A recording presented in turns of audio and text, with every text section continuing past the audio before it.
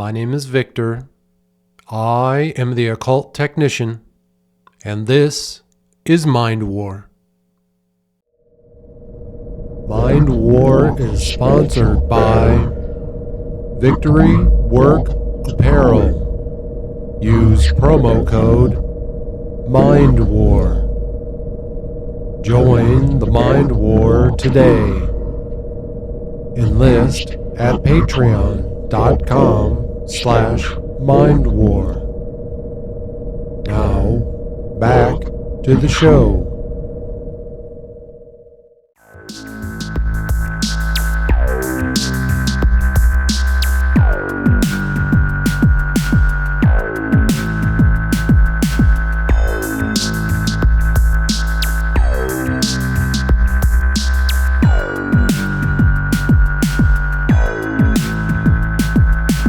Welcome back to Mind War, folks. I appreciate you being here. We have a lot to cover today, so let's get started. Folks, before we get back to our reading from the book Magic History, Theory, Practice by Dr. Ernst Schertl, I want to take just a quick minute. Right now in the news, even though we are in the summer months, normally the news slows down. There's a lot of things happening, a lot of events occurring right now in the news, right? We're seeing a lot of very old conspiracies getting recycled by newer generations. I call this, I guess, generational psyop, maybe ancestral psyops. And these are those psyops that just every few years, they seem to get recycled, picked up by the next generation. And we are seeing that now. We are seeing young influencers, podcasters, right? They are talking about the same conspiracies that I first heard about from Alex Jones in the early 2000s. Those same conspiracies which nothing has happened, no arrests have ever been made, no one's ever been held accountable, nothing ever comes from these conspiracies. Yet, they continue to take up the space in the minds and hearts of so many people through all the generations. And it's fine if you want to watch the news and participate in conspiracy theories at the level of entertainment. That's where we are at right now. Watch the news, have fun with the conspiracies, but it's nothing more than entertainment. That's the level of importance it should have on your actual life. This is just entertainment. Watch it. Have fun with it. The reason I am so passionately talking about this right now is because online, I see so many of the tinfoil hat wearing grifters and fearmongers talking about how deflated and demoralized they are because these conspiracy theories aren't resulting in what they think should happen. They're waiting for the arrests and the takedown of the deep state and blah, blah, blah, blah, blah. It's never going to fucking happen. And the reason that we have to be careful is because of that, again, this idea that it personally weighs on us, that it tears us down as individuals because we're not seeing the results that we think we should from some conspiracy. If you are demoralized by the news, wake up. It's fake. It's all fake bullshit. We've already been told that. We've been told over and over again, the world is a stage. It's their play. They are the actors. They're putting it on. Let them have their show. Just enjoy it. But do not internalize it. So many of the conspiracies, so many of the cultural, societal, and religious events that occur have no impact on your actual life. Do not let them demoralize you. And do not let the tinfoil hat wearing grifters that you follow, do not let them demoralize you. Do not let them pull you into their demoralization, because they're constantly talking about the same conspiracy over and over and over again. Like I said before, it's fucking boring. If you believe in these conspiracies, if you believe that something's going to happen because of these conspiracies, if you're on the right team or on the left team, on the blue team and the red team and whatever, if you are playing the team sports and you're demoralized by all these conspiracies, by all this news, wake up, man. Enjoy them as entertainment, but do not let them affect you as individuals. Okay? Do not get depressed. Do not get demoralized. We should all be enjoying ourselves right now. I don't get it. I don't understand why everyone is always so upset. Move past that stuff. Do not let it affect you on a personal level. And if you find that the characters that you watch on television, on your phone, whatever, if they are starting to make you depressed, remember, they're just characters. They're just telling you a story. It's no different than a fucking soap opera, okay? It's not going to affect your life. Enjoy it as entertainment. Do not internalize it, all right? Yikes, folks. Let's get back to something real, like magic. History, theory, practice by Dr. Ernst Schertl. We are in the theory section. We left off on page 68 in the bottom paragraph, and it says this. Our body represents, as we already indicated, a certain quantum of potential or latent cosmic energy. Our physical bodies have, they are representations of potential energy. So much of your future, right? All of the things that you can do in your future, all the success that you're going to have, all the things you are going to create, they are internalized right now, and they are represented by your physical body, because it is through our physical body that we are able to create things, that we are able to manifest our imagination. It has to happen with the body. It's how we bring it into reality. Over the course of time, it built itself up by the absorption or assimilation of cosmic forces, and it continually takes more quanta of energy in by eating, breathing, radiations of heat and light, magnetic influence, sound, pressure, etc. So again, all of the things that we do, all the things that we experience through our five senses, again, they absorb this cosmic energy, these cosmic forces, right? So again, if you're a young, healthy person, you have a lot of potential and latent cosmic energy built up in your body. If you're 20 years old, you might be looking at 70 years of creative force inside of you. I'm 50 years old. I'll be lucky if I have another 30 or 40 years of potential energy in order to manifest things in this world, right? That's what we're talking about here. We call this process energetic reabsorption. Our body likewise constantly emits energy into the rest of the cosmos in the form of muscle work, nervous activity, breathing, thermomagnetic radiation, and all kinds of excretions. Okay? A particular excretion that is created in the male for the purpose of procreation. A tiny, microscopic excretion can create human life. And in that physical body that you create with your microscopic excretion holds the potential cosmic energy to change the world. Even the tiniest little thing represents world and universe changing potential.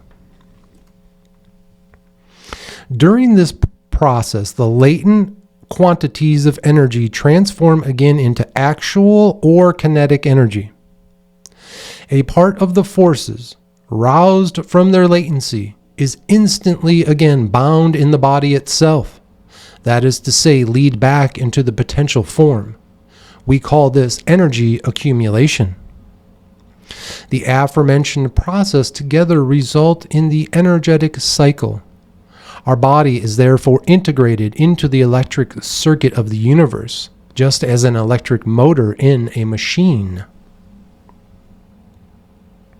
When we arouse our latent potential energy, we're rousing it, we're waking it up. Revelry, revelry, revelry. Wake up. Get out of the rack. There's a war to fight. There's a fucking mind war out there. Time to go fight it.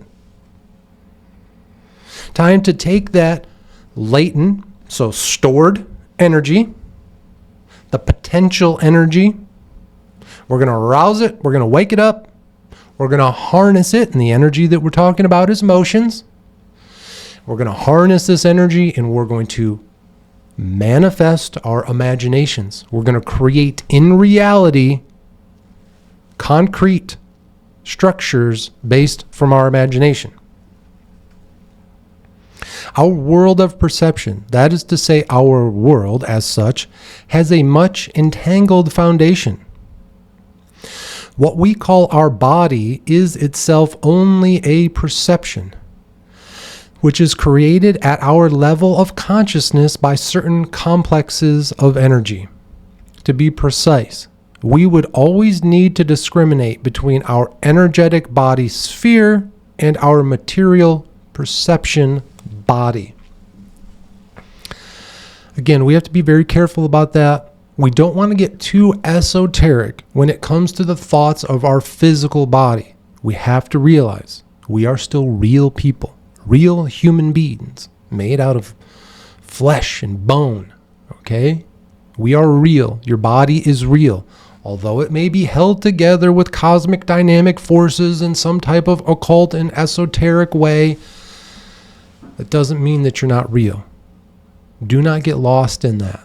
Do not allow yourself to harm yourself because you get lost in this idea that our bodies aren't real. Okay, they're very real. Cherish them. It's your temple, right? Okay. The thing world dissolved completely over the course of our contemplation and changed into a pure structure of perception. We almost arrived at the standpoint of the solipsistic idealism. The only remaining reality is the one that lies in the cosmic dynamic, which is for us completely unsubstantial and bodiless, and lies in the energetic paracosmos. This has nothing to do with our imagined universe other than it somehow gives rise to the emergence of this perception. So again, this next little few sentences here, this was highlighted in Adolf Hitler's copy of the book Magic History Theory Practice by Dr. Ernst Schertl, and it says this: the difference between true and false has disappeared. We have only gained one thing, an insight into the structure, that is to say the drawing floor, of the jugglery of fantasy, which we call the objective world. But quite a lot is gained with it, namely the possibility to intervene in this structure. That is to say, change the world according to our will. But this is magic. And on this basis, we are able to create reality where no reality is.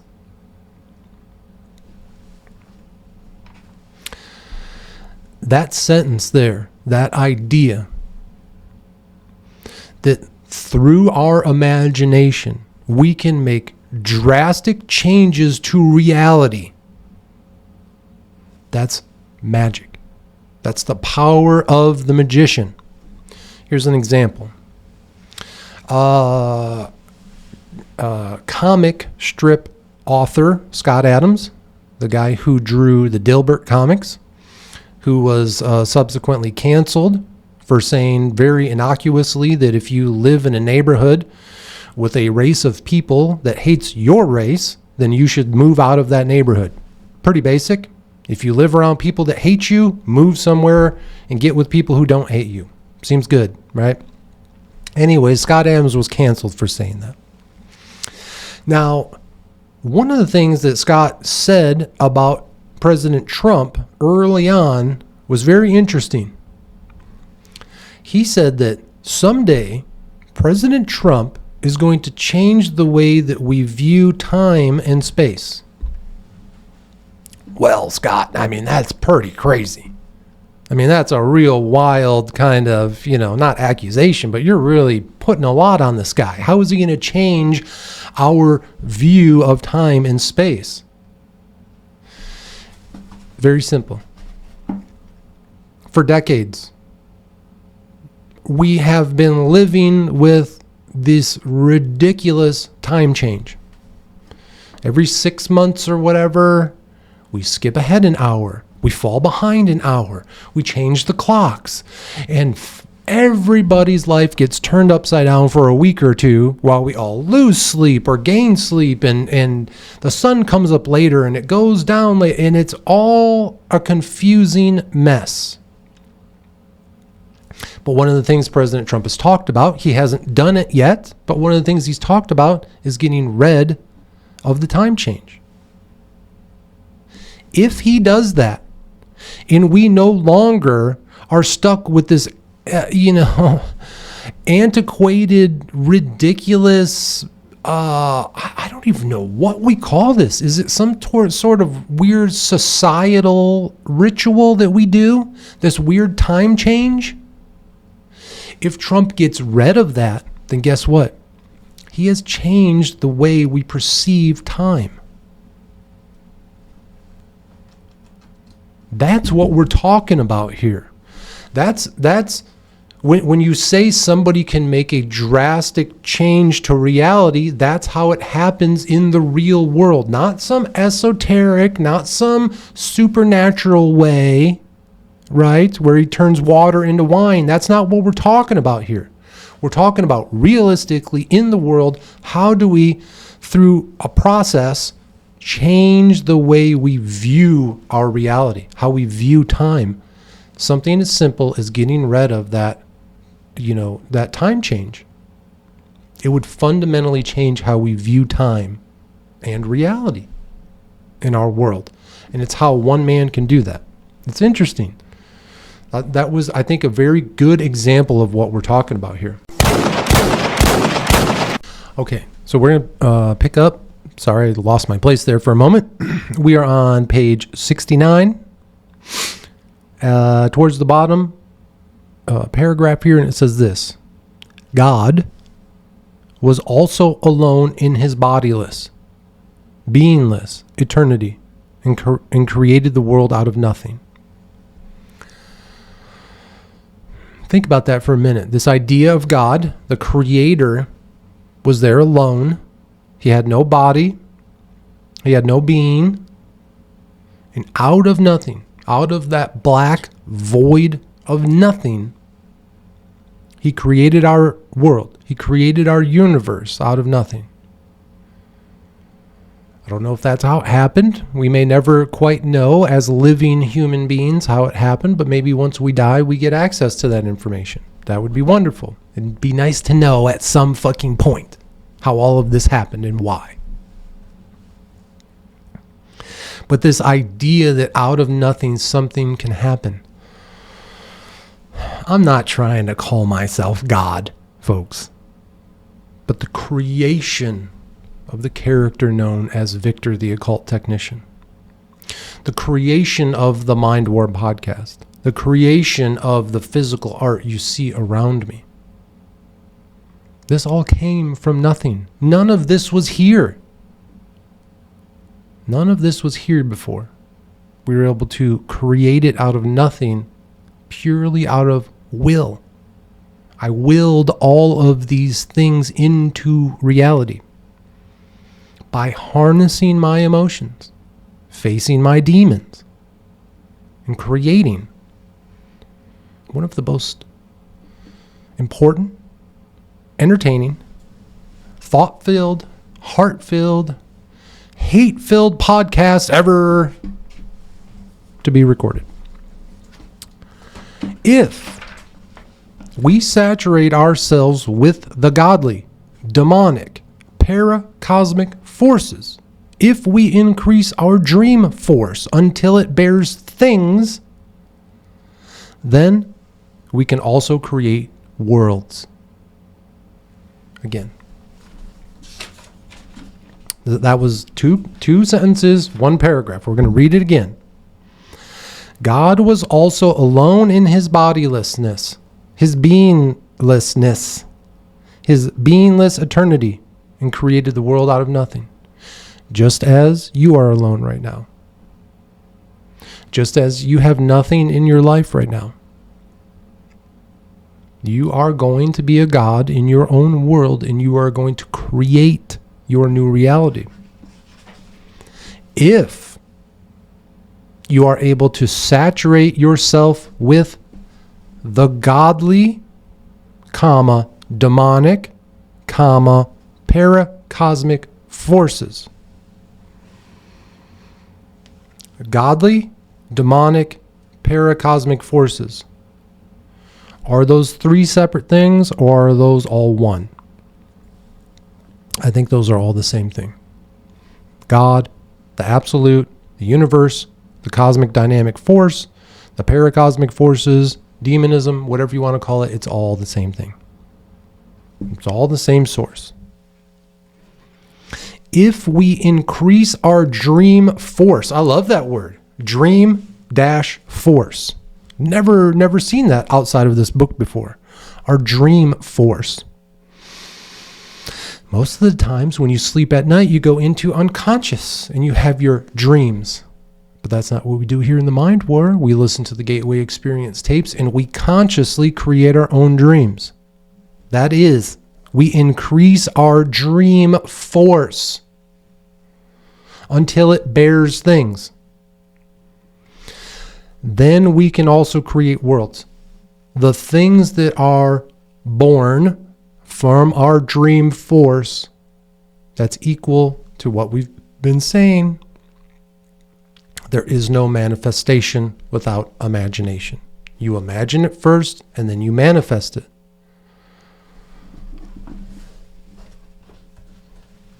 To clarify this issue, we have to go into further detail about the essence of the imagination. Oh boy, I love where this is going.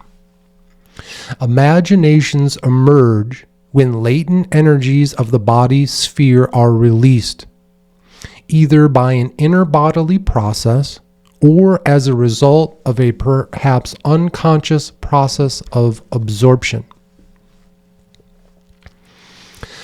Imaginations emerge, they're created, when the latent energies of the body are released. Okay, how do we release them? Physically hurt yourself, self-harm, you've released all of that energy, you've released all of the emotions, and now all of you've created was a scab. You released your energy, you let it flow out of you. You no longer, you got the hit of, the dopamine and all the things that come along with self-harm. You get that quick fix. You feel a little better. Now all your energy has been spilled. You have nothing to harness to create. But instead, those latent energies, those emotions that we find in our physical body, They're released by either an inner bodily process, consciously facing your demons,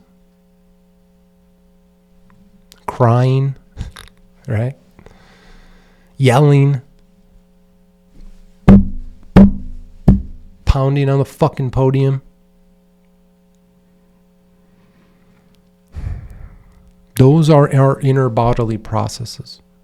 Feeling our emotions instead of dulling them with alcohol and drugs. Or they can be the result of perhaps an unconscious process of absorption, where again, some external force comes upon us and rouses our emotions into action. This impact of energy then spreads to more extensive and deeper lying force focuses and arouses in this manner enormous energy, quanta, from their latency. Sums of energy which perhaps were already absorbed by our ancestors from the cosmos and grew stronger over the course of centuries and millenniums. What have I talked about? What have we talked about throughout this series in the Mind War? Your ancestors are who you should be learning about, not the ancestors of some other tribe. You know all of their ancestors' names. For hundreds and hundreds of generations, you know all of them, but you don't know your own. As you go through the tapes, when you get to the tape where you have to face your ancestors one at a time, when they stand in front of you and they show you the pain and suffering that they had to go through during the Dark Ages, as you watch their faces melt away, as you watch their skeletons appear and then crumble into dust, you will also understand the energies that were absorbed by your ancestors from the cosmos that grew stronger over the course of centuries and millenniums. Everything in history, again, we've talked about this before, everything in history has led to you being here right now. How amazing is that? How important are you? You are extremely important. You made it. You are the current iteration of human. You are the result of all knowledge, all the love, all the hatred, all the healing, all the destruction. Every truth, every lie that's ever been told, you are the result of it. You are the result of all the hard work that every human in history has put in.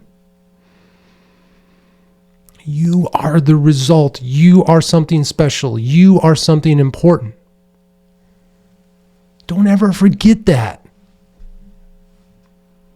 When you are down, when you are feeling depressed, when you are feeling at your lowest, understand how important you really, truly are. Man, I love all of you so much.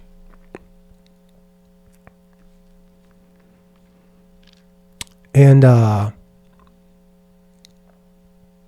there's a point right now where, for me, as you can see, I'm taking all of this more internally. Okay? This is weighing on me emotionally. What all of you are feeling. I don't like knowing that you're out there feeling discouraged. I don't like realizing that you're out there feeling depressed or down. I don't like that. You have to remember how important you are. And hopefully, maybe not hopefully, but again, in the past, as we've seen through my art that has gotten me to where I am today, the emotions that I'm feeling today are caused by the same thought process. But today it's more of empathy for everyone. Where at the beginning of my journey, it was anger. It was anger towards the organizations, corporations, and institutions that pollute our mind, poison our body, and corrupt our souls. I was angry at the damage that's been done to everyone. I'm still angry about that. It still fuels me. But today, there's also empathy. Okay? There's empathy for what all of you are going through, because I've gone through it as well. There's no difference, man. There's no difference. We're all going through the same things. Okay? Darker memories are appearing. At first, maybe only emotionally, but gradually taking a more and more definite material form. In this way, the emerged imagination is now projected to the outside and appears there as hallucinations or as reality, depending on whether it can be brought into accordance with our other world of consciousness or not. Right now, we live in a world of hallucinations and reality. Very few of us live in reality. Very few of us live in truth. The mind warriors, citizen samurais, guerrilla gurus, and warrior monks, we thrive for truth. We thrive for real understanding, that third way psyop. What is really happening? That's where we live. The majority, they live in hallucination. The lie that they've been told. Again, whether it's the mainstream narrative that ends up being the lie, whether it's the conspiracy theory that ends up being the lie, those are the only two options we're ever given. Not here. Here in the mind war, we find the third way. What we call objective observation is only a special case of the imagination. And observation emerges in an, as immediate as possible, connection with an absorbed complex of energy, a sensory impression. But since primeval times, the body has accumulated energies, having the most to do with regards to the imagination in the wider sense. But the becoming an image of the cosmic dynamic is both, and only that is what counts for us here. The observation of these energies, observing the things that are happening in our life, again, kind of make up who we are. That's it. You can't have a mindset based on things that you don't know about, right? Again, back to that jungle tribe that has never had contact with our current level of humanity, right? They've been living in the jungle since the beginning of mankind. They've never had contact with the, future world that we live in today. They don't know anything about religion, except maybe the one they've created. They don't have to follow any of the laws that are written in the books that are stacked from the ground all the way to the moon. The billions of laws out there. They don't follow any of them. They don't even know they exist. That's their reality. What a beautiful reality that must be. A reality of, I don't want to say ignorance, because it's not that they're dumb. They just haven't been brought into, they haven't been shown the complexities of today's world. And there must be some freedom in that, right? All right, this next paragraph, this is the last one we'll do for today. This is one that I highlighted, so let's see what was so important here. As soon as those big complexes of accumulated energy break through during the process of the imagination, a process of emission of the strangest kind becomes noticeable. Okay. So as soon as the big complexes of accumulated energy, so again, all of these complex things that we've observed during the process of our imagination, a process of emission of the strangest kind becomes noticeable. What is that? What does that mean? It means this. This energy begins at first to change the structure of the body sphere. And if sufficient energy is present, spreads furthermore into the connection of forces of the rest of the cosmos. Okay, so these things that we've observed in our body, it starts to spread, right? These noticeable energies. Now, what does that mean? If we can change the structure of our physical body. Again, if you find yourself at the beginning of your journey, bottled up inside of you are all of these emotions. These emotions sit around your neck like an anchor. They weigh you down. But the way that we can change them through our physical reality is by processing those emotions. Again, not with self-harm, not with dulling them with drugs and alcohol, but instead experiencing them, feeling your emotions, allowing yourself to cry, allowing yourself to laugh, allowing yourself to be angry and yell and scream, if that's what you need to do. Because when we do that, we clear ourselves out and we are now open to new connections with the cosmic forces. The change of the body structure manifests in the manner that the body tries to bring itself into accordance with the content of the imagination. This phenomenon can grow so much that new shapes are directly appearing inside the body sphere, that individual tissues or whole organs increase or decrease in volume, their functions grow, cease, or change. That dramatic metamorphosis happens inside the nervous centers, in the composition of the blood, and finally in the whole habit of the pertaining personality, which bring about a totally new attitude towards existence and the triggering of unknown abilities.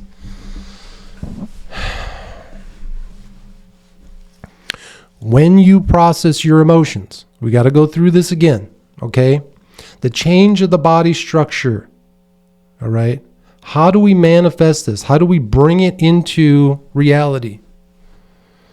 Small, incremental changes.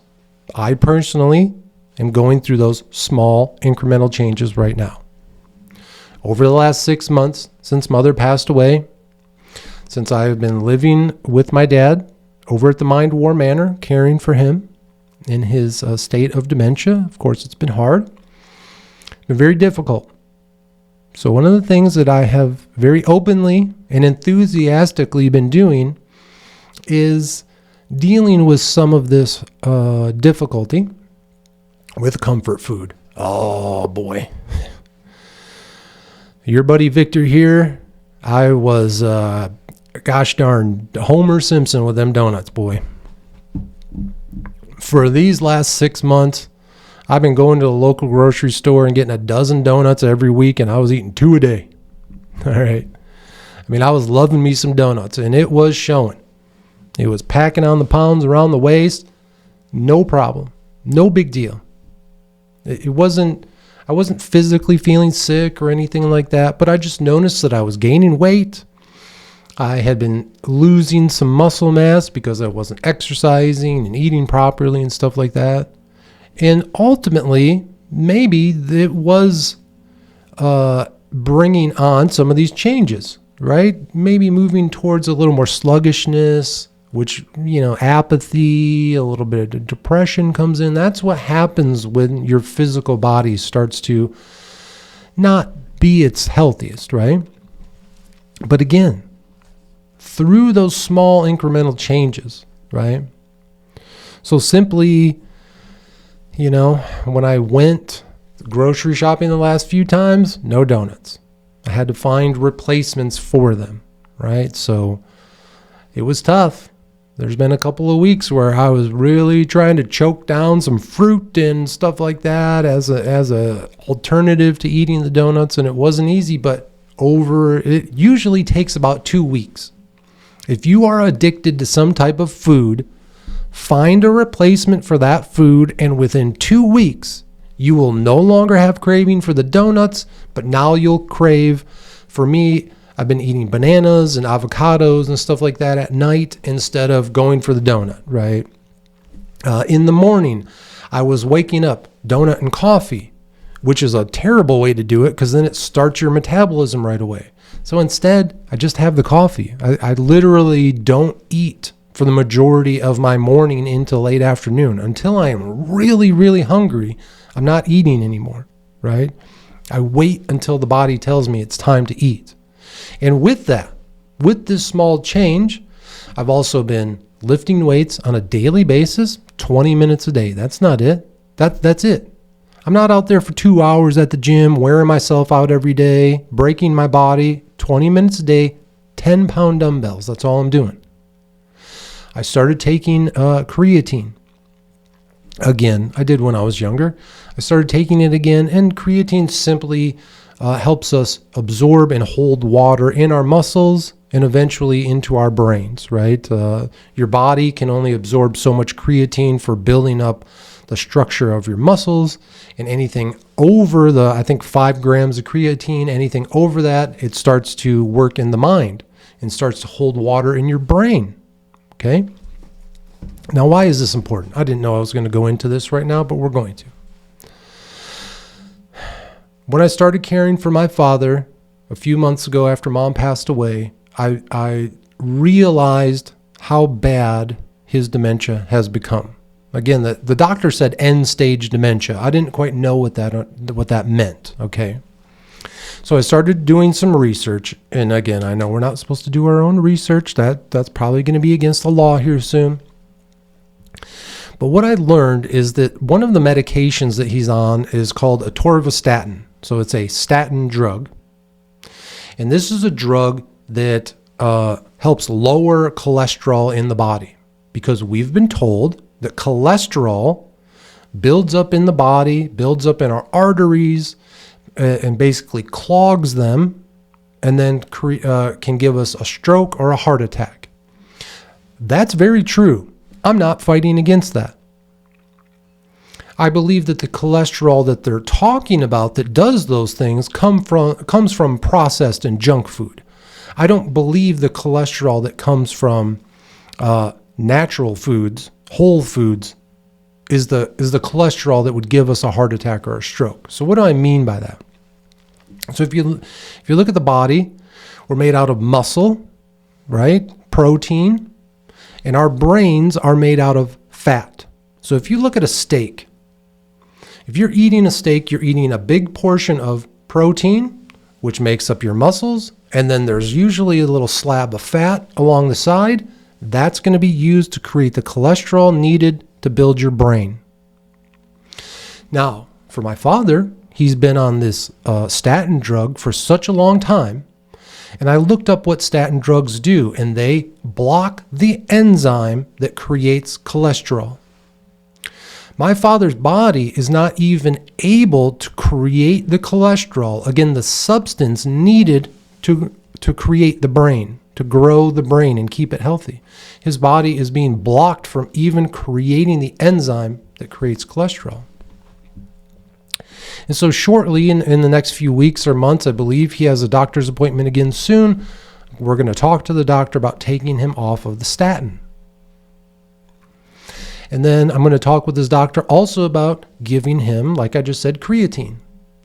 Not only is it going to help build up his muscles, which are deteriorating quickly, but if we can get him over that 5 grams, then the rest of the creatine may go back into building his brain, basically holding the water in his brain. That's what we're trying to do.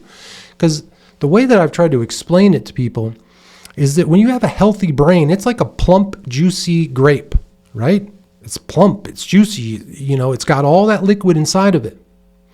But when you take statins and when you eat these, low fat diets, healthy fats, animal fats, not seed oils and all the processed garbage, right? But when you starve yourself of those fats, your brain shrinks down like a raisin. And I believe that's what my father's brain is right now. Sadly, it would probably look more like a raisin than a grape. And my hope, and I will keep you all updated on this. Again, I didn't know that I was going to talk about this today. I knew I needed to tell all of you at some point. But my hope is that here shortly, working with his doctor, we're going to get him off the statins. We're going to get him building his physical muscles again and also kind of rehydrate his brain. And we'll see what happens. I'm hopeful that we can get some positive change. This phenomenon can grow so much that the new shapes are directly appearing inside the body sphere, that additional tissues or whole organs increase or decrease in volume. Their functions grow, cease, or change. So again, by taking the creatine, by changing my viewpoint, making incremental, small changes, progressive changes to my current scenario in the situation that I'm in, my aristos, right? No more donuts, and move towards fruits, vegetables, and start taking creatine, the muscles are growing. I can see over these last few weeks that I've been on this new trajectory, the muscles have been growing. I can literally see individual tissues increasing. Okay? I can see my muscle increasing. Change is possible, and it takes a very short period of time. If you are someone who has physically found themselves to not be in the shape that you want to be, start today. Because again, 2 weeks from now, with small incremental changes, you're going to see some real progress.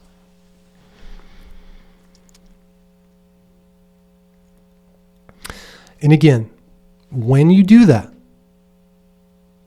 not only is it going to change your physical body, but it's going to change your personality because of the new habits that you have, which will bring about a totally new attitude. Isn't that what we're trying to do? Aren't we just trying to move ourselves out of our bad attitude, our depressed way of thinking, our downtrodden way of life? You can do that by small incremental changes. And this new attitude towards existence, you are going to have a different attitude just towards existing. You're going to find it to be exciting, invigorating. You're going to be happy to wake up every morning instead of wishing you didn't. And this is going to trigger unknown abilities in you. Because you are going to be feeling better physically, emotionally, mentally, you are going to now free yourself for new things. Instead of spending your time shrunken down, scrolling on your phone, being depressed, damaging your physical self, you are going to expand, become stronger, become healthier. And because of that, you now free yourself up for new experiences. And those new experiences, while you're having them, you're going to find new abilities. I didn't know I was good at this. I didn't know I was good at that. You're going to figure it out. Small, incremental changes. The progression that leads to your conversion, to your new you. And when we get back, we're going to look at my conversion, my transformation that has gone on over the last few years since I began practicing magic in 2022. We're just a few short years into it, and my life has completely changed. Okay? And we're going to go down that path, and I'm going to share with you how we got there over on Instagram at The Occult Technician in just a moment. All right, welcome back, folks. We are going to continue on my magical journey over on Instagram at The Occult Technician. You're going to scroll all the way down to a post titled, from February 17th, 2023. It looks like I have the number 600 there. And the reason I wrote 600 is that was because with this post, I had 600 followers on Instagram. I appreciate all of my followers there. And in this image, we once again see where I have created 4 versions of myself. The 4 of us are all standing there in my living room. And on the table in front of me, you see 12 different t-shirts that I have created that at one time were available at Victory Work Apparel. If you like the shirts that you see here on this post and you're interested, just send me a note. I'll gladly get one created and ship it out to you. But really, in this post, one of the things that was important was the second image there is a phrase from the book Magic History Theory Practice by Dr. Ernst Schertl, the one we've been working through. And it says this: with the replication of a thing, its mana is also transferred. That means the replication is loaded with the same mana as the original. And we've talked about that a little bit before. When you create a sigil, when you create a symbol, like the one you see before me or the one you see behind me, these are loaded with mana. These are loaded with information. And when you create these symbols, whether it's a sticker, a t-shirt, a hoodie, or just a digital picture that is seen somewhere, it carries with it the exact same amount of mana, the exact same amount of information is all portrayed through the symbol. We know that when we look at a cross, when we look at the American flag, all of these things present a specific type of information. They hold mana, they hold power. Right? Same thing with my symbolism.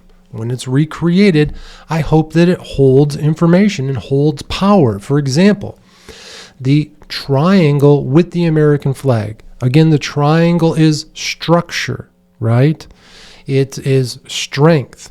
It's reality. It's the material world is what the triangle represents, right? You can build it up into the pyramid. I put the American flag in there again to represent kind of our government in the Western way of life.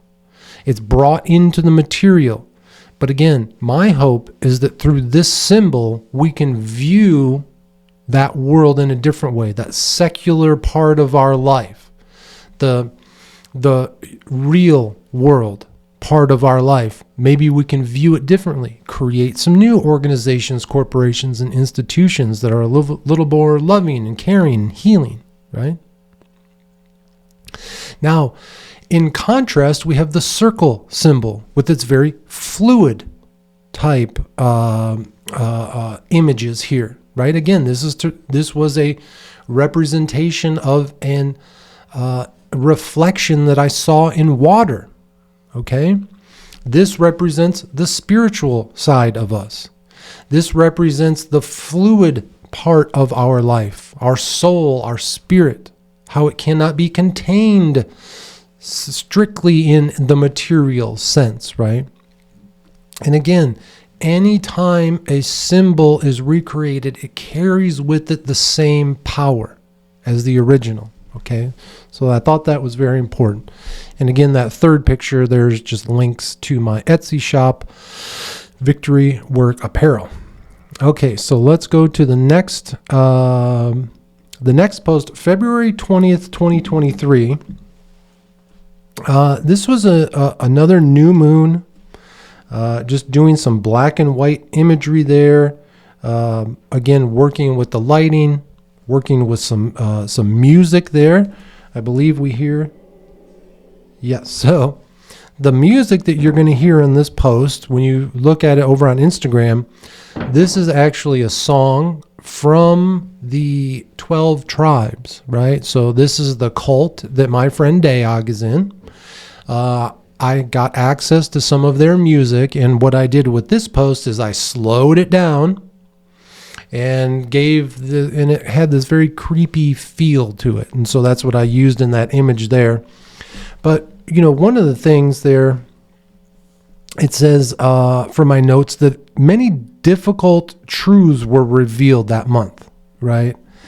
And sometimes a difficult truth, when it's revealed to you, it can be difficult, it can be hard to accept it, but it needs to be looked at as a blessing. And so many blessings that were given to me, I wrote here, right? This is a difficult task, but one that has been rewarding and insightful. And the task that I'm talking about is, at this point, all of the work that I had done and all the work that I'm still doing. It is a difficult task, but it is so worth it, right? So let's go on to our next post from March 7th, 2023. Again, this is the worm moon, right? It says, I danced around for a while again. That night I had an idea to write some letters, and we'll talk about those letters in future episodes and future series. But let's continue on, because I don't think a whole lot went on that night. You can kind of look through the different posts there. I got the card of strength, and I think I needed it, because when we go to March 21st, 2023, our next post there, you're going to see a very interesting version of the studio here.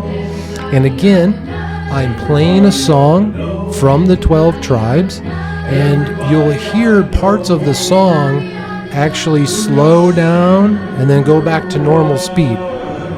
So this video that you're seeing with the hypnotic swirling around my background here, all the multiple colors that were shining and shimmering throughout the room here, the music that was being played, I was playing it from YouTube. And when I slowed it down, I actually was, at the right time, I was slowing it down through the YouTube app, and then when it needed to, I would turn it back to the regular speed. Nothing that you see here in this post, this image, or this little video here, none of it was done afterwards. This was all done kind of live. I was recording it all. The song that you hear was actually coming from a speaker and being recorded by my phone, right? This was all me just testing. How do I do this stuff? How do I do this art? How do I do lighting? How do I do sound? All of these things that built up into the podcast that you're seeing now and into future projects, right?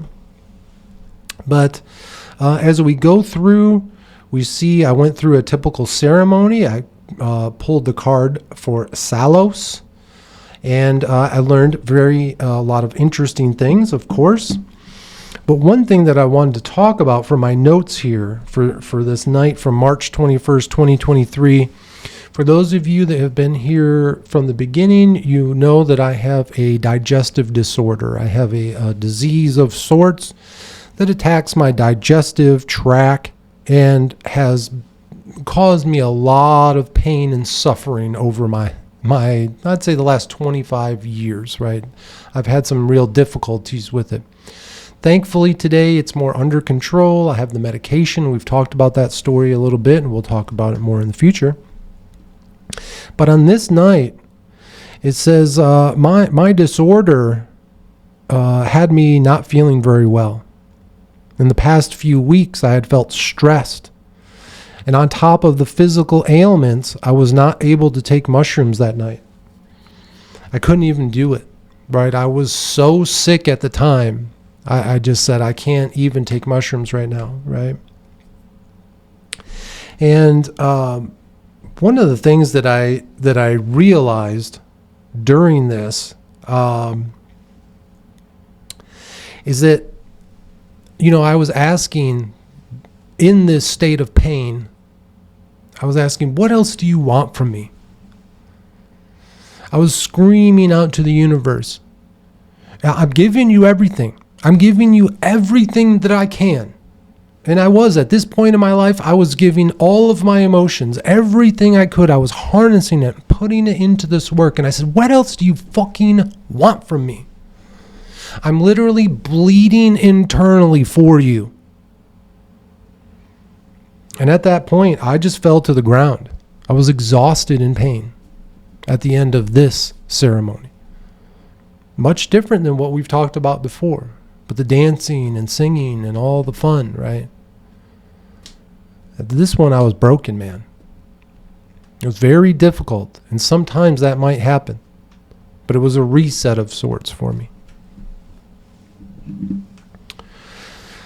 And again, one of the things that I found from my notes here is on this night, because I didn't take the psilocybin and I was more conscious, when it was time to prick my finger and get that single drop of blood, it was very difficult.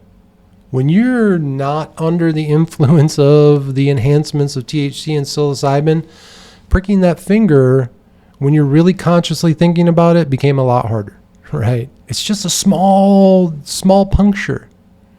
But man, when you are sober-minded and you have to do it, it's very strange. It was much harder. My palms were sweating. It was very difficult, but I still did the work, right? So, okay. And so we're going to finish up with this next post from March 26, 2023.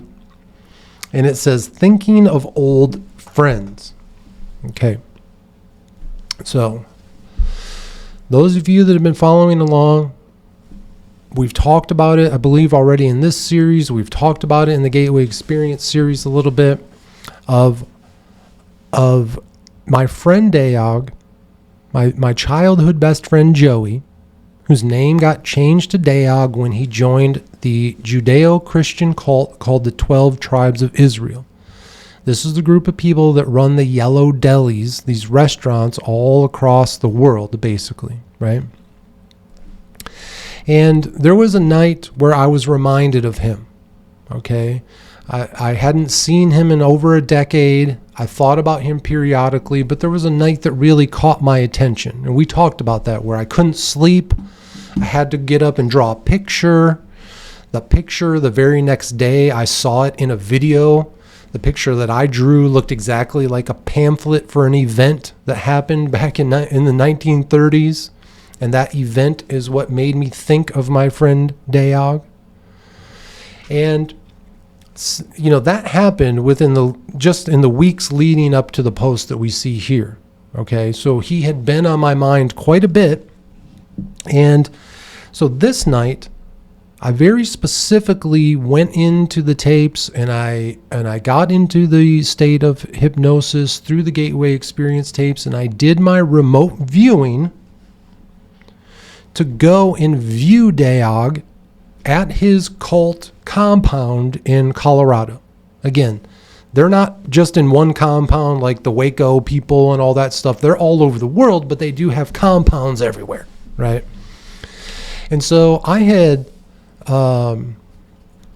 had seen this before. I kind of know how the tribes gather on Saturday nights, right? Because I had lived with them for a short period of time. And so this was a Saturday night. And I knew that they would be doing a special gathering that night. And so I remote viewed into the gathering. I saw myself there with them. And the way that it happened was, I said, okay, I'm listening to the Gateway Experience tapes. I took the enhancements. I'm doing the remote viewing.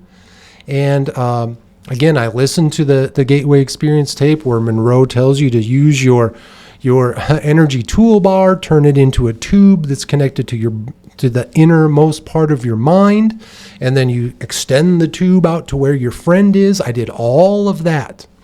And when I did, and I opened the tube, now appearing in front of me was the room that Dayog was in with his gathering of his cult members that they do every night. But on Saturdays, I kind of know they have a special one, right? And the way that I appeared in the room, again, this is all in my imagination. This is what remote viewing is. You're using your imagination to travel somewhere else. Whether it's really happening or not, you don't know, but you still imagine it, and it feels so real. And so what happened is the way that I got there is I appeared out of the shadow that was underneath Dayog's chair. So Daog was sitting there in a chair, and the shadow that was underneath it, that was my portal to gain access to remote view through. And now I find myself in the room with him, a small version of me. And I found myself having to crawl up his chair. I crawled up his chair, and I found myself kind of crawling up his body until I was right here next to his face, right? I was right here screaming to him, "Hey, buddy. Hey, are you there? Wake up, bro." And I remember during this remote viewing, I grabbed his beard and I pulled his face and I looked at him directly in his eyes. And I saw blackness in his eyes. His eyes had no color, just black marbles. And I said, "Wake up, bro. You're in big trouble. You got to wake up now. We have work to do. It's time for you to come home." I was begging him.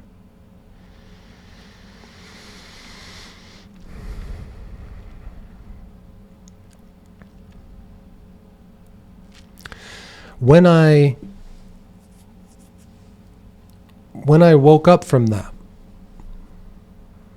when I came out of that, I was reminded of my time with the 12 tribes. Again, I didn't spend a ton of time with them. I never committed to living with them. The longest that we stayed was on a vacation. We went for 2 weeks and stayed with them. But I would visit them every Friday. And we'll talk about this more in the 12 Tribes series.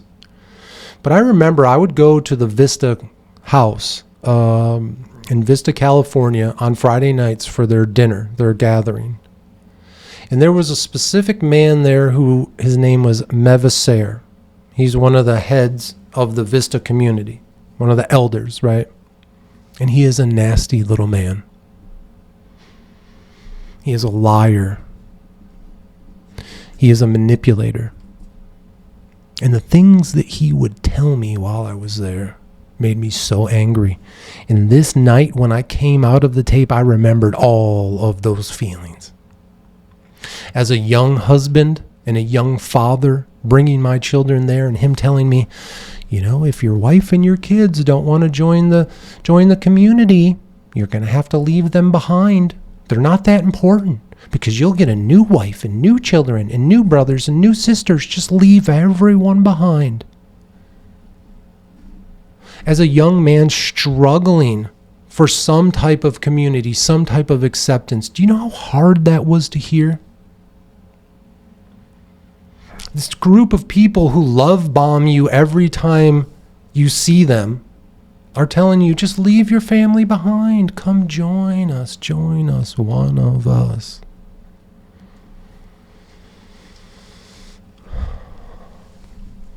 Nope, not your friend Victor. Over and over and over again, throughout my time as a father, I chose fatherhood over everything else. I chose fatherhood over my career. I often put career advancement on hold to be a better father. I put my spiritual advancement. I thought I was supposed to be on a spiritual path to following my friend into a fucking cult. But I put that aside because I knew leaving my children was not an option. And I thought to myself, what kind of God would want me to abandon my kids? It didn't make any sense. And it was one of the first, not the first sign, of course, you hang out with a cult. There's a lot of red flags, boy, but that was the red flag that was the one that really said, I'm never doing this. I can't do it. I'm not going to leave it. And I'm not going to join any group that would tell me to leave my children behind. That's nasty. But we'll get more into that again when we dive deeper into my time with the 12 tribes in the 12 tribes series. But that was that's the last post that we're going to look at today, thinking of old friends, using remote viewing to visit one of my closest childhood friends, someone I hadn't seen in well over a decade at that time. It's a very powerful tool. Again, it's all in your imagination. But how real your imagination is, that's more difficult to determine. So, as always, I appreciate you being here, folks. And remember, harden your hearts and open your minds, because this is Mind War.